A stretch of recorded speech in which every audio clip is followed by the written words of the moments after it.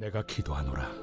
너희 사랑을 지식과 모든 총명으로 점점 더 풍성하게 하사 너희로 지극히 선한 것을 분별하며 또 진실하여 허물 없이 그리스도의 날까지 이루고 예수 그리스도로 말미암아 의의 열매가 가득하여 하나님의 영광과 찬송이 되기를 원하노라. 기원전 8세기에 소아시아 지역의 프리기아라는 왕국에 왕이 마이다스라는 왕이 있었습니다. 어느 날 이 마이다스 왕이 술의 신인 디오니소스에게 아주 성대한 제사를 드렸어요. 그러자 술의 신인 디오니소스가 너무 기분이 좋아서 네가 원하는 것 중에 한 가지는 뭐든지 내가 다 이뤄줄 테니까 나한테 그 소원을 말해보거라 라고 얘기를 했어요. 그러자 마이다스 왕이 고민을 하다가 제 손에 닿는 것은 다 황금이 되게 해 주시기를 원합니다 라고 얘기를 했어요. 그러자 그래 네 손으로 닿는 모든 것은 내가 다 황금으로 다 변할 수 있도록 그렇게 능력을 주마라고 소원을 이루어줍니다. 기쁜 마음으로 이제 내가 손대는 모든 건 다 황금이 되는 거잖아요. 세상에 제일 부자가 되는 거잖아요. 그런 마음으로 돌아왔어요. 그런데 문제가 생기기 시작했습니다. 돌아와서 배가 고파가지고 빵을 잡았는데 빵이 황금으로 변해서 먹을 수가 없습니다.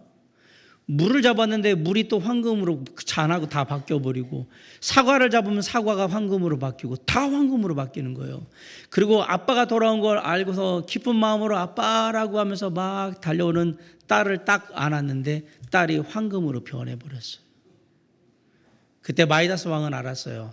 내가 잘못된 것을 구했구나 라는 사실을 알게 됐습니다. 때때로 우리는 기도를 합니다.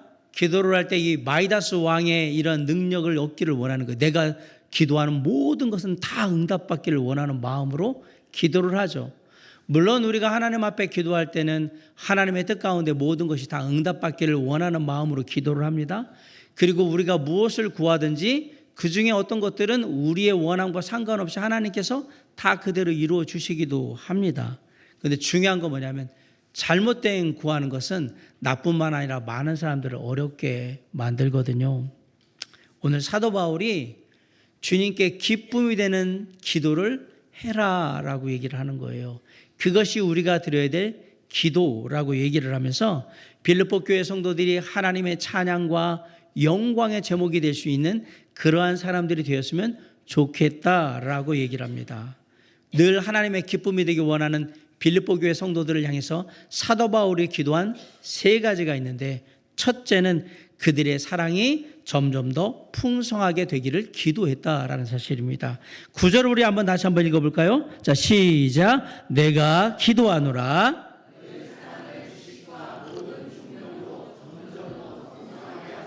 네, 이 9절의 기도의 내용은 골로새서 1장 9절로 10절에 보면 사도 바울이 비슷하게 또 기도를 하고 있어요. 이로써 우리도 듣던 날부터 너희를 위하여 기도하기를 그치지 아니하고 구하노니 너희로 하여금 모든 신령한 지혜와 총명에 하나님의 뜻을 아는 것으로 채우게 하시고 주께 합당하게 행하여 범사에 기쁘시게 하고 모든 선한 일에 열매를 맺게 하시며 하나님을 아는 것에 자라게 하시고 라고 얘기를 했어요. 오늘 9절, 10절, 11절에 있는 내용이 골로새서에도 그대로 담겨 있다는 사실을 알게 됩니다. 바울은 지식과 모든 총명으로 그들의 사랑이 빌립보 교회 성도들의 사랑이 점점 더 풍성해지기를 기도했습니다. 여기서의 사랑은 아가페, 하나님이 주신 사랑을 말합니다. 그러면서 이 사랑을 더 풍성하게 하려면 함께 해야 할 것들이 있다라고 얘기를 하는데 자, 9절을 다시 한번 읽어볼게요. 시작. 내가 기도하노라.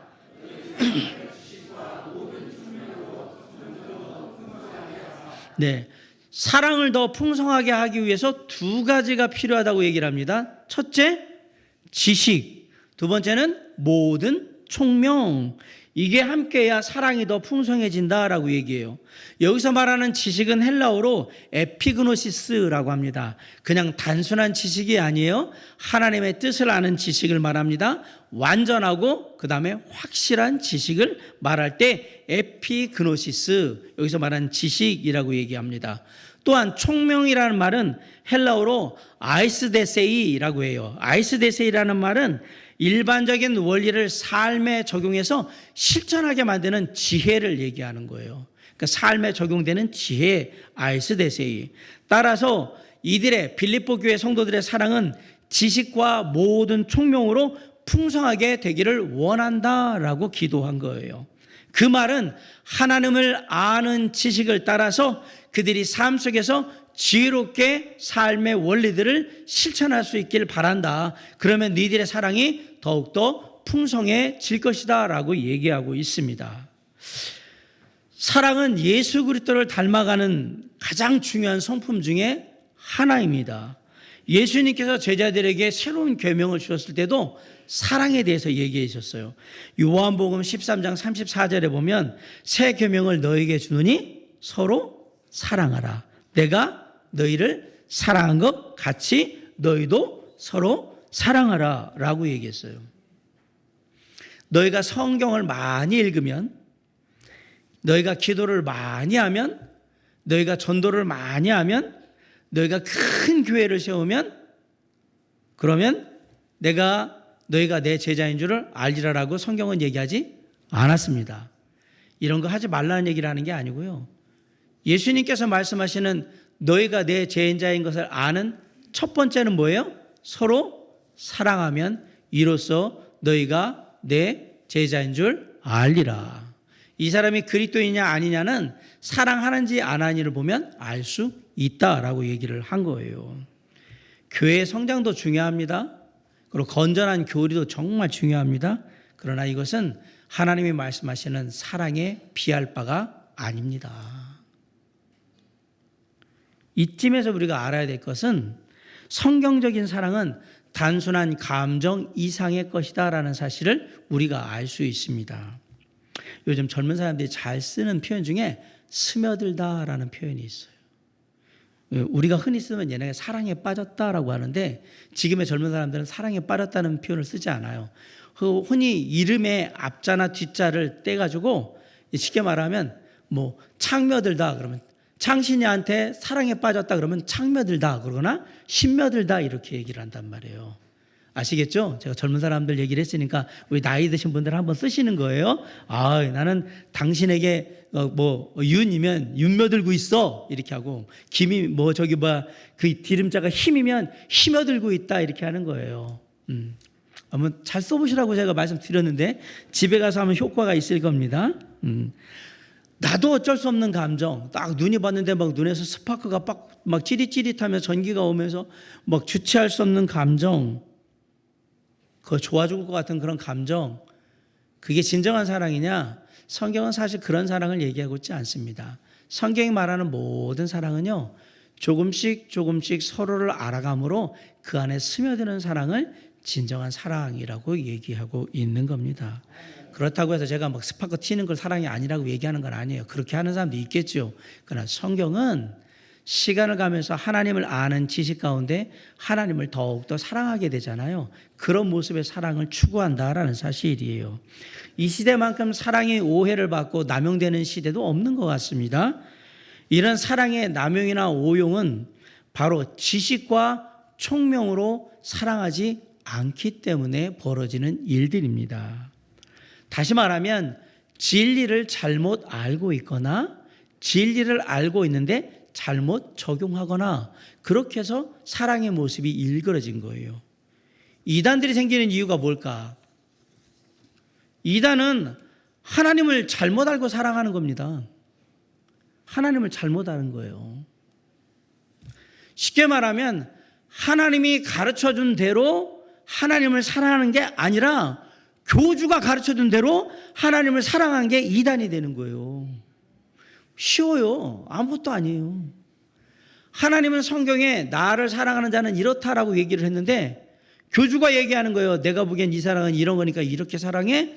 그 교주의 사랑을 따라서 하나님을 사랑하게 되면 하나님을 잘못 알게 되고, 하나님을 잘못 알게 되니까 사랑의 모습도 일그러지는 거예요. 그게 이단입니다. 사랑은 생각보다 어렵습니다. 특별히 잘 아는 사람들 사이의 사랑은 더 어렵습니다. 왜 가끔 우리가 부모들이 자식 농사 망쳤다라고 얘기를 하잖아요. 왜 자식 농사에 실패를 했을까? 사랑을 잘못 적용했기 때문일 거예요. 때로는 그냥 방치해두는 것을 얘가 자유롭게 클 수 있다라고 생각해서 방임하는 것들을 사랑이라고 생각하는 사람도 있고, 때로는 과잉보호하는 걸 사랑이라고 생각하는 사람도 있는데 그걸 착각하고 있는 거예요. 흔히 자녀들하고 부모하고 싸우다가 맨 마지막에 부모들이 하는 말이 있습니다. 이 말을 하면 자녀들이 할 말이 없어요. 무조건 항복해야 돼요. 무슨 말을 하면 그렇게 될까요? 대답을 안 하시는 거 보니까 여러분들은 그거 안 하셨나 보네. 다행이에요. 무슨 말이냐면, 내가 너를 어떻게 키웠는데, 이 말을 하는 그 순간 자녀들은 할 말이 없어요. 그냥 무조건 항복해야 돼요. 그런데 이 말은 잘못된 사랑의 표현입니다. 왜? 자녀를 위해서 진자리 마른 자리 다 갈아서 누이는 건 부모의 당연히 해야 할 일입니다. 이거 자랑거리 아니란 얘기입니다. 저도 자식을 셋이나 키우는 부모로서 이거 그냥 당연히 하는 거예요. 그냥 부모니까 하는 거지 뭐 이걸 갖다가 상 받으려고 하는 거 아니란 말이에요. 저는 그냥 아버지니까 엄마고 부모니까 하는 거예요. 만약에 이거를 얘기하면서 내가 그렇게 했어? 근데 그거를 자식들이 스스로 알고 부모님이 나 위해서 그 어려운 시간 중에 진자리 마른 자리 다 갈아 넣으시면서 그렇게 고생했다라고 자녀가 얘기하는 거하고, 내가 널 어떻게 키운 줄 알아? 내가 얼마나 고생했는데, 이거는 아예 다른 의미라는 얘기입니다. 부모의 입에서는 절대 그 얘기가 나와서는 안 된다라는 얘기입니다. 나오는 그 순간에 내가 자식을 뭐 위해서 키운 거예요? 이 얘기 하자고 키운 게 돼버리잖아요. 이 얘기를 다 뭔가 정리하려고 하는 거 키우는 게 돼버리잖아요. 자식이 스스로 알아서 우리 부모님이 나 위해서 진짜 진자리 마른 자리 다 갈아 넣으시냐고 얼마나 고생했는데 내가 이렇게 생각하게 얘기하게 하는 게 맞지, 부모가 내가 너 어떻게 키웠는데 라고 뭔가 가격을 매겨가지고 그 가치를 빼내려고 하거나 그것을 인정받으려고 하거나 이렇게 한다 그러면 잘못된 사랑의 모습으로 지금 가고 있다라는 얘기입니다. 이 다음에 어떤 일들이 벌어질지는 여러분들이 잘 아시겠지요. 이 말을 하는 순간 자녀들은 억울해집니다. 그리고 부모는 나는 이거를 이 말하기 위해서 널 키웠다라는 얘기밖에 되지가 않습니다. 사랑하는 성도 여러분, 그래서 참된 사랑을 하려면 사랑을 하기 위한 대상을 잘 알아야 되고, 그 대상을 언제 어떻게 무엇으로 사랑해야 되는지 그것에 대한 잘 헤아릴 수 있는 지혜도 필요하다라는 얘기를 하는 겁니다. 그래서 때로는 기도해주고, 때로는 믿어주고, 때로는 말에 관심 갖게 이렇게 들어주고, 그리고 안부도 묻고, 함부로 말하지 않고, 그리고 격려하고, 칭찬하고, 위로하고, 때로는 진짜 말 같지도 않고 마음에 들지 않는데 그래도 그냥 용납하면서 들어주고 받아주고 그러는 거죠. 때로는 커피 한 잔 사주면서 또 좋은 얘기도 해주고. 이게 다 지식과 총명함을 갖고 사랑을 실천하는 모습이에요. 그래야 사랑이 점점 더 풍성해진다라고 얘기하는 겁니다. 사랑하는 성도 여러분, 사도 바울은 빌립보 교회 성도들이 주님의 기쁨이 되길 원했습니다. 그래서 뭘 기도했냐면 빌립보 교회 성도들이 지식과 모든 총명으로 하나님을 사랑하고 이웃을 사랑하는 그 사랑이 점점 더 풍성해지기를 원했다라는 사실입니다. 우리도 지식과 모든 총명함으로 하나님과 이웃을 사랑하는 그 사랑이 점점 더 충만해지기를, 풍성해지기를 주님의 이름으로 간절히 축원합니다. 사도 바울이 두 번째 기도한 기도의 제목, 빌립보 교회 성도들에서 뭘 기도했느냐?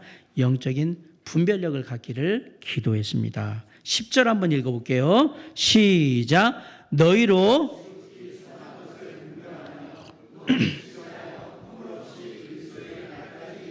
네, 사도 바울은 빌립보 성도들이 그리스도의 날까지 이르기를 원하면서 두 가지를 기도합니다. 첫째, 지극히 선한 것을 분별하도록 기도했습니다. 분별하다는 얘기는 가짜 진짜를 구분하는 데 쓰는 단어예요. 사도 바울 당시에 빌립보 교회뿐만 아니라 다른 많은 교회들이 가지고 있던 문제점 중에 하나가 뭐였냐면 거짓 교사와 거짓 가르침들이 계속 교회 주변에서 성도들에게 이루어지고 있었다라는 사실입니다. 이러한 상황 속에서 제일 필요한 게 뭐냐? 영적인 분별력이었던 겁니다. 어떤 것이 주님 안에서 옳고 어떤 것이 그른지를 잘 살펴 헤아릴 필요가 있었던 거예요. 그런데 무엇으로 옳고 그름을 분별할 것이냐? 뭐로 합니까? 내 생각으로? 아니요. 그리스도는 무엇으로 옳고 그름을 분별합니까? 하나님의 말씀으로 하는 겁니다. 성경의 66권 정경을 영어로 캐논이라고 합니다. 캐논. 이 캐논이라는 단어의 원래 의미는요, 고든 막대기, 자, 규범 이런 뜻이에요. 이 말은 하나님의 말씀인 성경이 모든 것을 판단하는 기준이 된다 이 얘기입니다. 우리는 성경이라는 영적인 분별력을 가지고 최선의 것이 무엇인지, 정말 중요한 것이 무엇인지를 잘 살펴 헤아릴 필요가 있다라고 얘기를 하는 겁니다. 이 분별력은 삶을 살아가는데 정말 중요합니다. 우리가 살아가면서 많은 선택의 순간들을 직면하게 되고 그때마다 크고 작은 선택의 결정을 내리게 될 거예요. 우리가 분별력을 사용해야 하는 이유는 우리가 가진 시간이나 물질, 에너지가 허튼 것에, 하찮은 것에 허투루 쓰이지 않고 정말 필요하고 중요한 곳에 쓰여야 하기 때문에 그렇습니다. 제가 청년들하고 많이 얘기했던 부분인데요. 우리 인생에 우리에게 주어진 에너지는, 우리가 가진 것은요, 딱 정해져 있어요. 이게 막 늙고 줄고 그러는 게 아니에요.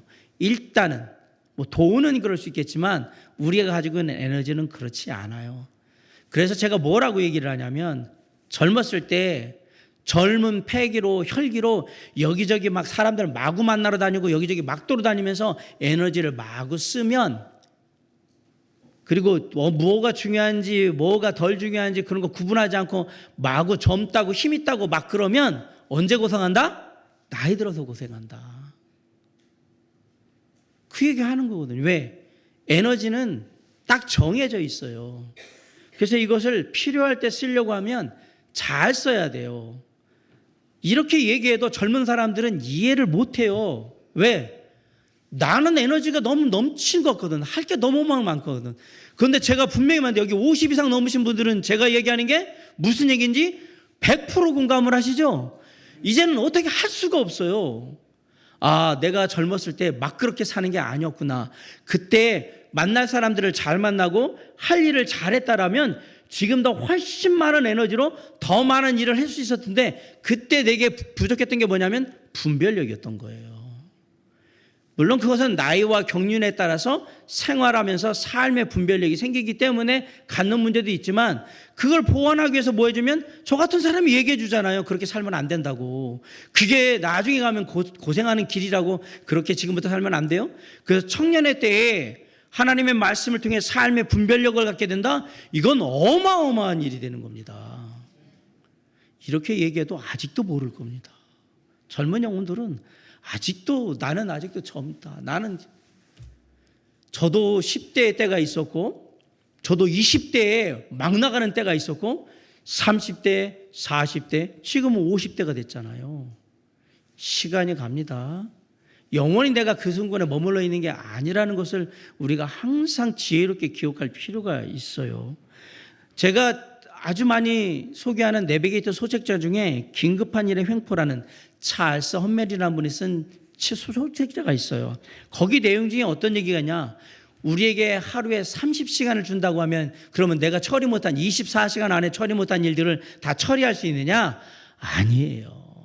30시간 주면 30시간 안에 또 처리 못할 일들이 또 생겨요. 그래서 50시간을 주면 다 처리가 가능하냐? 아닙니다. 50시간 안에도 처리 못하는 일들이 또 생기는 겁니다. 시간을 많이 줘도 2배, 3배를 줘도 우리가 하지 못하는 일들이 계속해서 생길 거예요. 왜 그럴까요? 왜 그런 일들이 벌어질까요?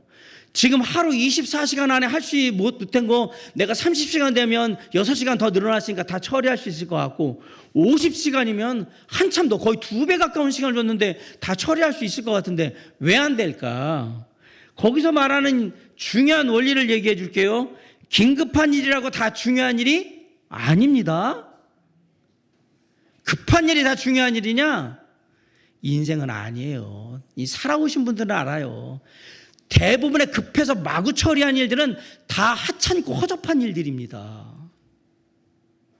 그게 그냥 급해 보이니까 중요한 줄 알고 막 했는데 나중에 보니까 이거 안 해도 되는 일들이에요. 별로 중요하지도 않은 일들이에요. 사람이 죽고 살고 하는 일 아니면 그렇게 급한 일은 없어요. 제가 많이 얘기하잖아요. 예배 시간에 휴대폰 꺼놓으세요. 진동으로 바꿔놓으세요. 이거 받아요? 중요한 일이면 여기 와가지고 교회 앞에 와서 기다릴 거니까 걱정하지 마세요. 나한테 전화한다는 얘기는 나 귀찮고 힘드니까 네가 와라 이 얘기예요. 그 사람이 중요하면 여기 온다니까요. 와서 기다릴 거예요. 중요한 일이기 때문에. 삶에서 급하게 처리한 대부분의 것들은 별로 중요한 일이 아니었다라는 게 결론이고요. 그러면 이런 실수를 왜 우리가 계속 반복하느냐? 분별력이 없이 우선순위를 세웠기 때문에 그런 거예요. 그래서 긴급한 일, 중요한 일을 갖다가 이렇게 나눠야 되는데 중요하고도 긴급한 일이 제일 중요한 일이거든요. 그 다음에는 중요하지만 긴급하지 않은 일이 있어요. 이런 우선순위를 분별력을 가지고 잘 세우면 우리의 삶에 주어진 시간과 에너지와 물질을 가지고 잘 활용할 수 있다는 게 이 긴급한 일의 횡포라는 책이 가지고 있는 중요한 교훈입니다. 우리의 삶의 분별력을 가져야 되는 이유는 뭐냐면 우리가 가지고 있는 에너지가 가지고 있는 것들이 정해져 있기 때문이다. 그걸 잘 활용하려면 영적인 분별력이 필요하다라고 얘기를 했습니다. 또 하나 우리가 영적인 분별력을 가져야 되는 이유가 있어요. 세상에는 가짜와 진짜가 섞여 있어요.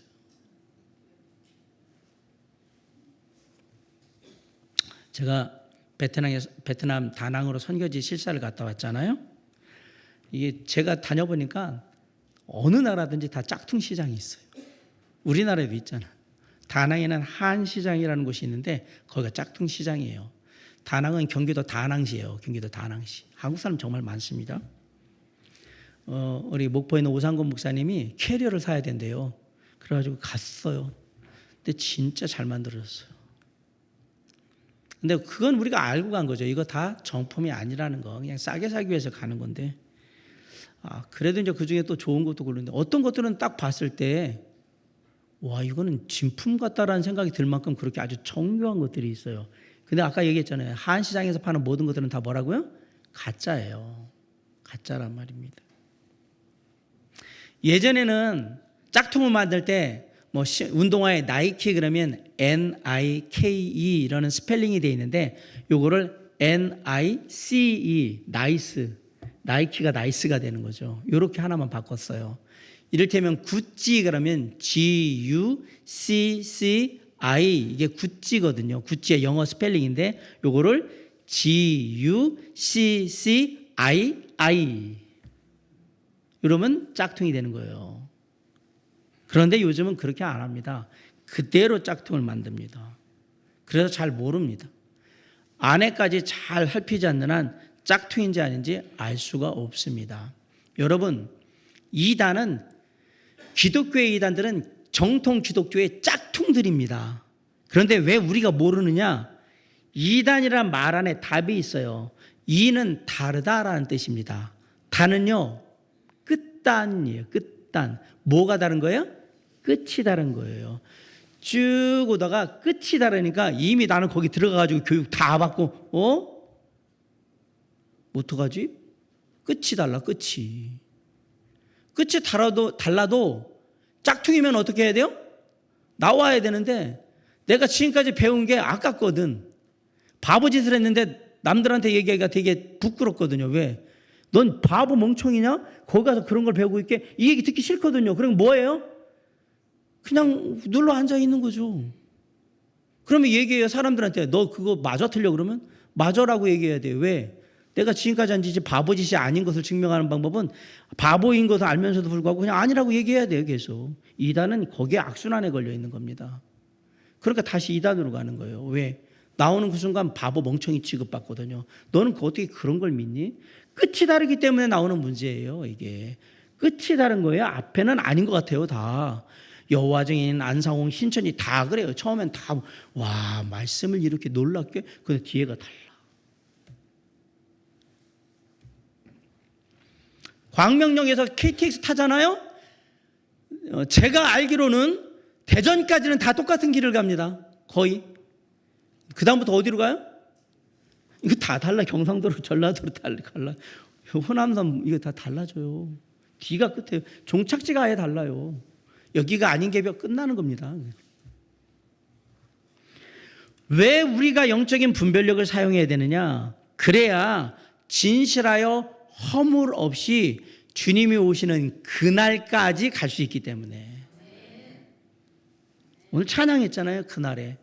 그날은 두 가지예요. 예수님이 다시 이 땅에 오시는 날, 혹은 우리가 주님 앞에 서게 되는 날, 주님 만나게 되는 날. 자, 그날까지 우리는 진실하여 허물 없는 모습이 되기 위해서는 반드시 영적인 분별력을 사용해야 된다. 여기서 말하는 진실이란 말이요, 에일리 크리넥스예요. 에일리 크리넥스. 크리넥스? 티슈? 예. 아무튼 그래요. 에일리 크리넥스. 햇빛에 비춰봐서 금이 하나도 없다라는 얘기입니다. 이게 뭔 얘기냐면 옛날에 도공들이 도자기를 만들잖아요. 그런데 싼 그릇 말고 아주 비싼 거를 만들었는데, 비싼 걸 만들려면 시간도 많이 걸리고 수고도 많이 걸렸는데 딱 이렇게 나왔는데 중간에 이렇게 구워서 나오는 중간에 금이 갈 수 있어요. 안에 표시는 안 나지만 금이 갈 수 있거든요. 그래가지고 뭘 하냐면 양심적인 도공들은 땅땅 두드려 봐서 벌써 금이 가면 빵 깨버려요. 근데 비양심적인 도공들은 어떻게 하냐? 거기다가 덧칠을 하는 거예요. 덧칠을 해서 아무것도 안 일어나는 것처럼 그렇게 해가지고 밖에 나서 팔아요. 그러면 누군가 생각 없이 도자기를 사는 사람은 호구로 잡히는 거예요. 그런데 똑똑한 사람은 절대 그렇게 사지 않습니다. 도자기를 딱 들어서 하늘의 햇빛에 이렇게 딱 비춰보는 거예요. 이렇게. 그럴 때 그 도자기에 금이 하나도 없이 아주 깨끗하면 뭐라고 해요? 그 다음에 얘기하는 거예요. 에일리 크리넥스. 진실하다. 진짜다 이 얘기죠. 사람도 마찬가지예요. 사람들 눈에 겉보기에는 그냥 멀쩡하고 괜찮은 것 같아요. 그런데 하나님의 말씀 앞에 세우면 가관입니다. 누구 얘기하는 건가요? 제 얘기하는 겁니다. 제 얘기. 가관입니다. 여러분 보시기에 제가 허우대 멀쩡하고 괜찮고 나름 똑똑해 보이고 다 그러죠. 주님 앞에 말씀 앞에 서면 가관도 가관이 아닙니다.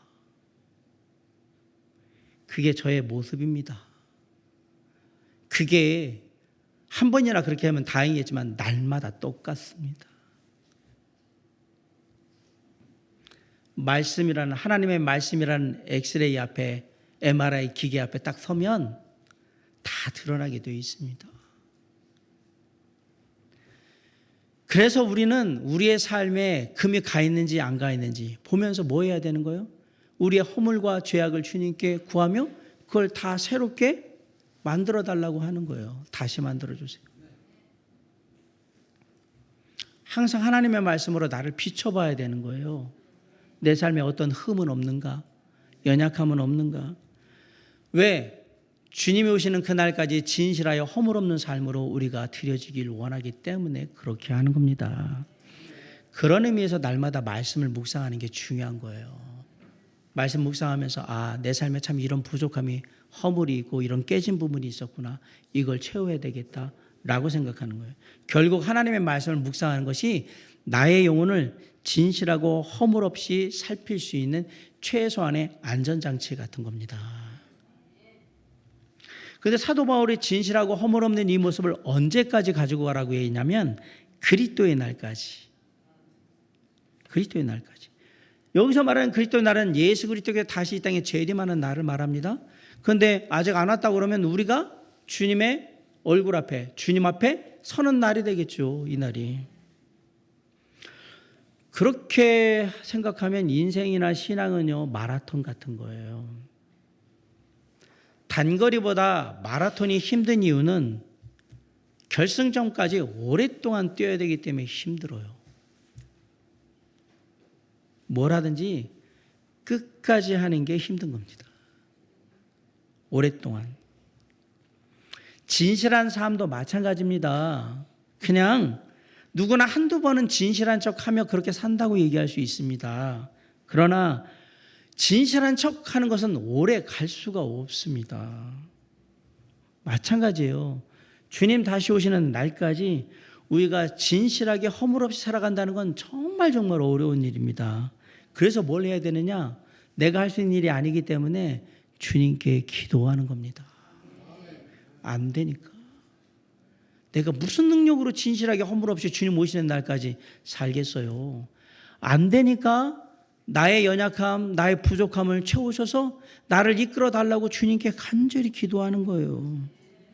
끝까지 진실하고 허물 없는 사람으로 살다 가길 원합니다. 주님 붙들어 주시옵소서. 사랑하는 성도 여러분, 바울 사도가 빌립보 교회 성도들에게 두 번째 기도한 게 영적인 분별력이었어요. 영적인 분별력을 가지고 우리의 삶을 잘 살펴서 주님 오시는 날에 우리가 진실하고 허물함 없는 모습으로 그렇게 드려지면 주님이 기뻐하실 거라고 두 번째로 기도했던 겁니다.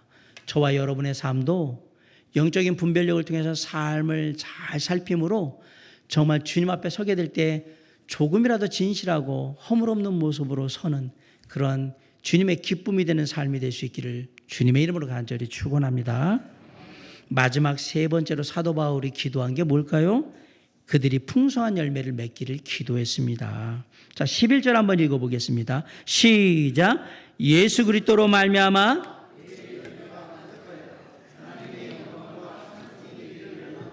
네, 여기서 말하는 의의 열매는 그리스도의 삶을 통해서, 그리스도인의 삶을 통해서 나타나는 실천적인 의의를 말합니다. 예수 그리스도를 닮아가는 과정 속에서 우리의 삶의 변화들이 나타나는데 그거를 열매로 맺는 것, 그것이 의로워졌다라고 얘기하는 거예요. 즉 바울은 빌립보 교회 성도들이 삶을 통해서 주님을 닮아가는 아름다운 열매들을 맺음으로 하나님의 영광과 찬송을 받게 합당한 존재들, 하나님의 기쁨이 되는 존재들이 되기를 바란다라고 기도한 겁니다. 바꿔 얘기하면 그리스도인의 삶에서 중요한 건 뭐냐면 실천이라는 얘기를 한 거예요. 그런데 삶의 실천은 말로 하는 게 아니잖아요. 예수쟁이들은 아주 말만 잘해요. 이런 조롱과 빈정거림은 우리 모든 그리스도인의 부끄러움이요, 수치예요. 입만 열면 아주 말은 잘해. 우리나라에서 일어났던 막 세상을 떠들썩하게 만들었던 사기 사건 중에 교회 안 다닌 사람이, 교회 다닌 사람이 연루가 안 된 적이 없어요. 뭐 사기만 치면 교회 뭐 권사고 장로고 막. 고린도전서 4장 20절에 하나님의 나라는 말에 있지 아니하고 오직 능력에 있음이라라고 했습니다.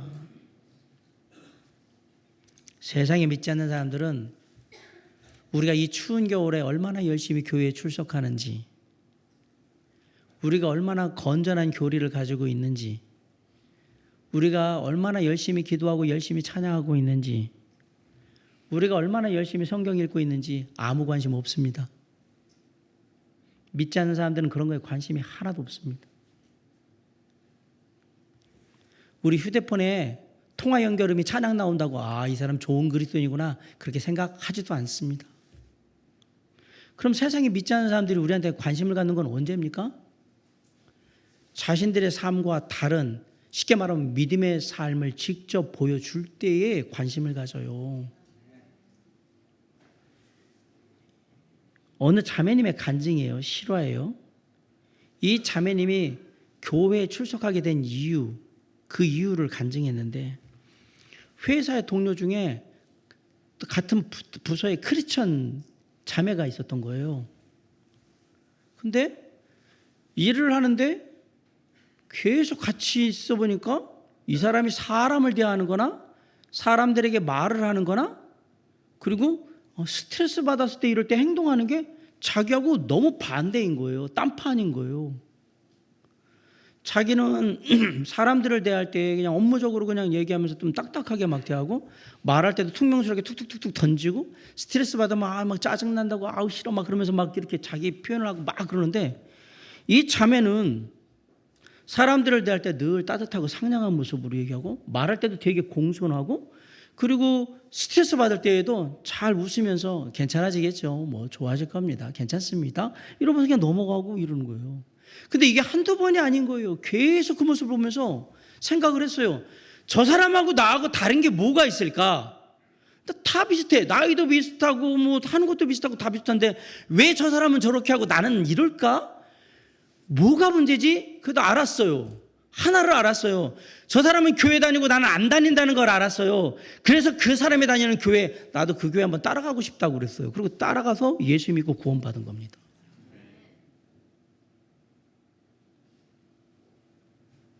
슬프게도 지금은 예수 믿는 사람하고 안 믿는 사람하고 별 차이가 없어요. 말하지 않는 한 티도 안 나. 진짜로요? 그렇다고 해서 우리가 막 뭐 대단하다고 막 티내라는 얘기가 아니라 뭔가 다르다는 걸 사람들이 느낄 수는 있어야 될 거 아닙니까? 이 사람 뭔가 다른데? 한 번도 아니고 매일 만나는 사람들인데 이 사람이 내가 예수 믿는지 아닌지도 모른다 그러면 심각한 문제죠, 그거는.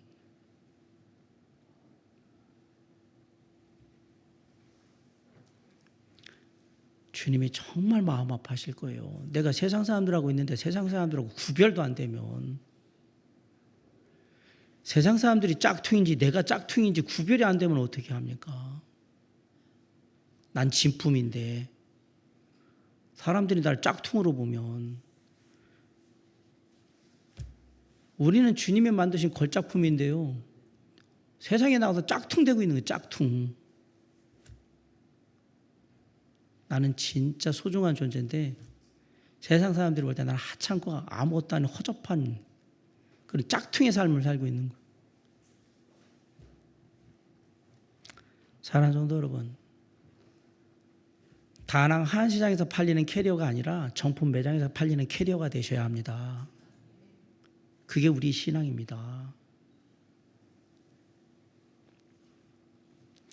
그러려면 우리의 삶에 의의 열매가 나타나야 합니다.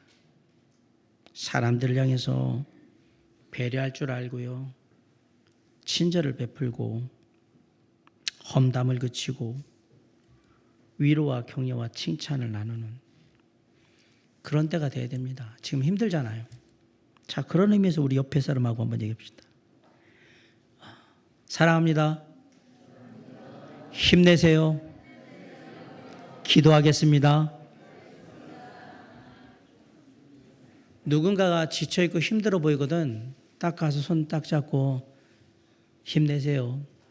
뭔가 힘들어하는 것 같은데 잘은 모르겠지만 내가 기도할게요. 좋아질 수 있도록. 그냥 한마디만 하세요. 거기에 플러스 더 좋은 건 뭐예요? 아주 맛있는 커피 한 잔 딱 타고 가서 탁 주면서 내 마음이니까 그러면서 힘내라고 얘기하는 거죠. 그리고 거기에 더 플러스해서 더 좋은 건 뭐예요? 혹시 시간 안 되면 내가 맛있는 거 사줄 테니까 나하고 밥 한 점 먹자고 얘기하세요. 그리고 예수 얘기하지 마시고요. 그냥 삶이 어떤지 쭉 얘기하면 들어주면서 아 그랬구나. 몰라서 미안하다고. 그러게 어려웠는데 아우 힘들었겠네. 그냥 이렇게만 해서 내가 기도할게요. 내가 잊지 않고 기도할게요. 그 사람이 내가 예수쟁인 거 다 알아요. 예수 그리스도가 십자가에 달려주고 이런 얘기 안 해도 다 안다고요. 왜? 이 사람의 마음이 이미 주님의 마음으로 나한테 오고 있기 때문에 다 알아요. 그리고 나서 기회가 되거든. 그때 얘기하시면 돼요. 예수 그리스도께서 나에게 그런 마음을 주셔서 이렇게 하고 있는 거라고 얘기하면 돼요. 나중에. 그럼 다 예수 믿게 됩니다. 사랑하는 성도 여러분, 예수 그리스도께서 이 땅에 종의 모습으로 오셔서 십자가의 길을 걸으시고 낮은 마음으로 우리를 섬기셨던 그 시간들을 기억하시길 바랍니다. 근데 이렇게 할 수 있는 거 제가 다시 말씀드리면 우리 힘으로 할 수 있는 게 아닙니다. 예수 그리스도께서 내게 능력으로 임하실 때 우리가 할 수 있는 일입니다. 어떻게 할 수 있느냐? 11절 다시 한번 읽게요. 시작. 예수 그리스도로 말미암아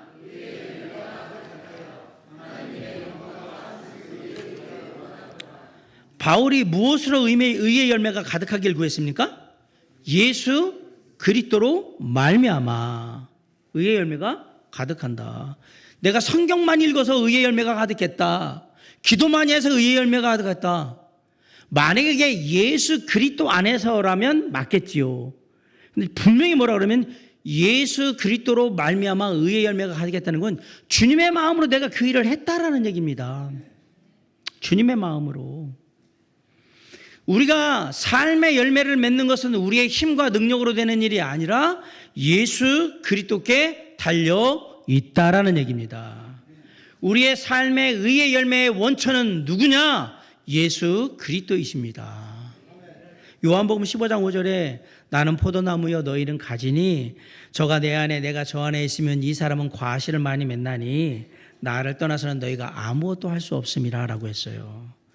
가지는 포도나무에 그냥 잘만 붙어 있으면 알아서 영양분 다 뿌리가 뭐 나무에서 쭉 수분하고 양분 가져온 거 먹고 당연히 열매를 내게 돼 있는 거예요. 우리는 예수 그리스도 안에만 있으면 의의 열매를 당연히 맺게 되어 있는 거예요. 주님 안에 거하지를 않고 자꾸 딴 데 나가가지고 딴짓거리하고 돌아다니니까 열매를 못 맺는 거지. 그냥 주님께 붙어 있으면 돼요. 우리가 할 일은 하나밖에 없어요. 주님 안에 거하는 거. 그러면 열매는 자동으로 맺힌다. 내 안에 사시는 예수 그리스도께서 내 마음을 다스리십니다.